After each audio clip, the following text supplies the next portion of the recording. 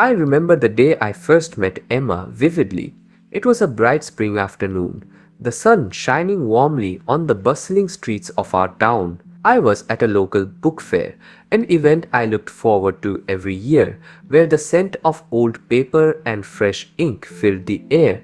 As I wandered through the aisles, I was lost in my own world, browsing the stacks of novels and searching for hidden gems. That's when I heard laughter, burbling, infectious laughter that pulled me in like a magnet. Turning, I saw her. Emma was standing with her friends, a vibrant personality dressed in a floral sundress that seemed to dance with the spring breeze. She was animated, recounting a hilarious story about a cat that had stolen her lunch, her eyes sparkling with mischief. Feeling an undeniable urge to join in, I summoned my courage and approached her group. "What's so funny?" I asked, trying to sound casual but feeling my heart race. Emma looked at me, her expression shifting from surprise to delight. "Oh, just the usual chaos. You know how a cat gets when it sees a cucumber?" She replied, her laughter bubbling over again, and I found myself grinning despite my initial nerves. We spent the rest of the afternoon talking about everything, our favorite books, our dreams, and our guilty pleasures. I learned she was a graphic designer, passionate about storytelling through visual. By the time we exchanged numbers, I felt a connection that I hadn't experienced before. Walking away, I could not shake the feeling that I had just met someone truly special. Fast forward to a year later, and I was head over heels in love with Emma. I knew I wanted to spend the rest of my life with her, so I planned a romantic proposal that I hoped would sweep her off her feet. It was a warm summer night, the kind where the air is filled with the sweet scent of jasmine and the sky is dotted with stars. I took her to our favorite park, a place where we had shared countless memories, picnics, laughter, and deep conversations under the stars. I set up a picnic blanket beneath a large oak tree, adorned with fairy lights that twinkled like stars. I prepared her favorite snacks, gourmet cheese, crackers, and strawberries, along with a bottle of sparkling cider. As we sat together, I felt my heart racing, nerves dancing in my stomach. The moment felt perfect. I took a deep breath, knelt down on one knee, and pulled out the ring. "Emma," I said, my voice trembling slightly. "From the moment I met you, I knew you were extraordinary. You make my world brighter, and I cannot imagine my life without you. Will you marry me?" Her eyes widened in disbelief, and I could see tears welling up in her eyes.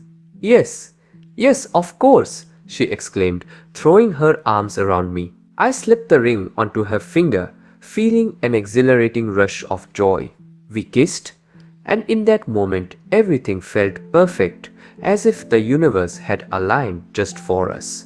We spent the rest of the night talking about our future, our dreams of travel and adventure, and the family we hoped to build together. However, as the months passed, I began to notice subtle changes in Emma. 3 months before the wedding, she started acting strangely. At first, I chalked it up to pre-wedding jitters. She was more distant, often lost in thought, and during our wedding planning sessions, she became increasingly dismissive. One evening, we were watching our favorite show together, a comedy that usually had us both in stitches.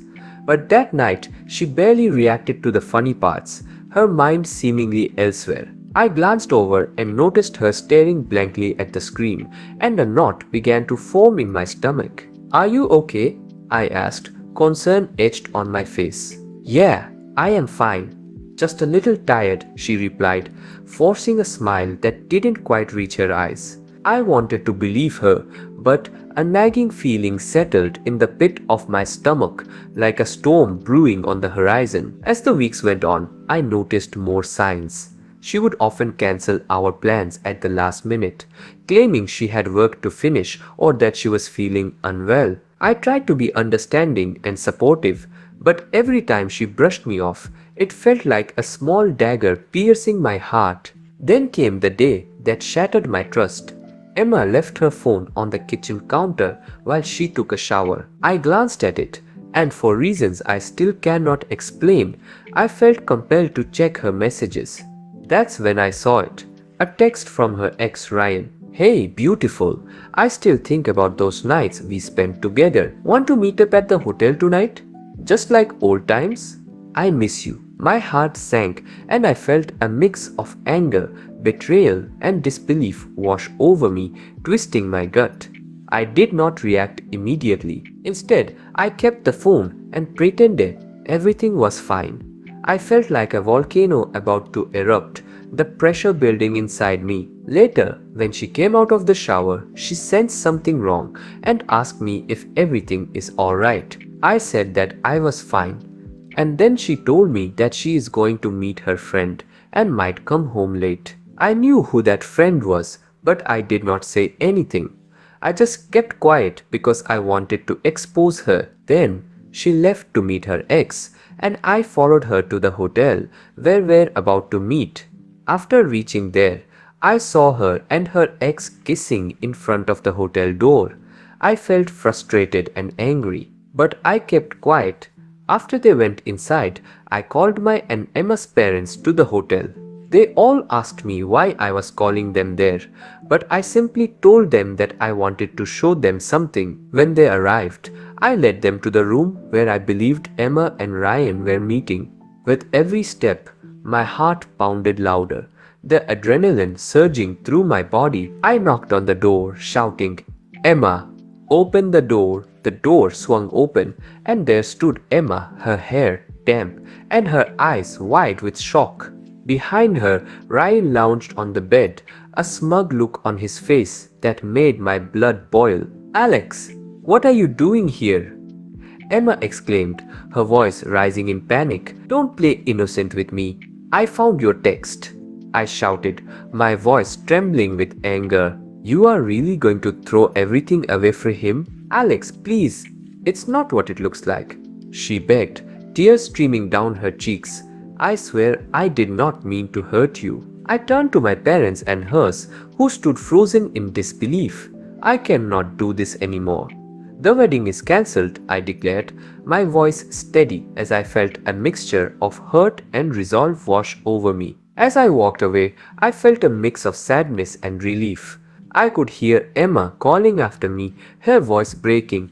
"Alex, please, don't leave. I will explain." But I did not stop. I needed to get away from the chaos, to process everything that had just happened.